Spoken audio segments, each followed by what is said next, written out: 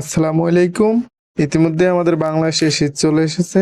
আমরা জানি এই শীতেই কিন্তু আমাদের গবাদি পশু পাখির ঠান্ডাজনিত অনেক সমস্যা হয়ে থাকে। পাশাপাশি যত ভাইরাস আছে, ম্যাক্সিমাম ভাইরাস কিন্তু এই শীতেই আক্রমণ করে। পাশাপাশি আমাদের গবাদি পশু পাখির গ্রোথ আসে না। এরকম অনেক ধরনের সমস্যা হয়ে থাকে এই শীতে। তো এই শীত থেকে আমাদের পশু প্রাণী এগুলোকে রক্ষা করার জন্য আমাদের করণীয় হচ্ছে শীত পড়ার আগে আগেই সন্ধ্যার আগে আগেই আমরা আমাদের খামারের চতুর সাইডে যে ফাঁকা জায়গাগুলো থাকে সেই জায়গাগুলো ঘেরাও করে দিব, কাভার করে দিব, যাতে বাহিরের কুয়াশা এবং ঠান্ডা আবহাওয়াটা ভিতরে ঢুকতে না পারে।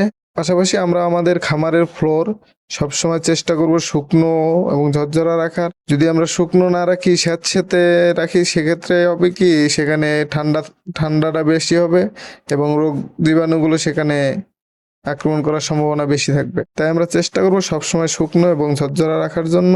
পাশাপাশি আমরা ভেটেরিনারি ডাক্তারের সঙ্গে কথা বলবো। আমরা যে খাবারটা খাওয়াই এর পাশাপাশি চেষ্টা করব যে গরু, ছাগল, হাঁস মুরগি এদের শরীর গরম রাখে এরকম কিছু খাবার যদি অ্যাড করা যায়। এই যেমন সরিষার খোল গবাদি পশুর শরীর গরম রাখতে অত্যন্ত কার্যকারী। তাছাড়াও এই শীত থেকে আমাদের গবাদি পশু পাখিগুলোকে রক্ষা করতে সর্বোচ্চ সতর্কতা অবলম্বন করতে হবে। সতর্ক থেকে এই শীত থেকে আমাদের গবাদি পশু পাখিগুলোকে রক্ষা করতে হবে। তো আজকে এই অবধি। আসসালামু আলাইকুম ওয়া রাহমাতুল্লাহি ওয়া বারাকাতুহু।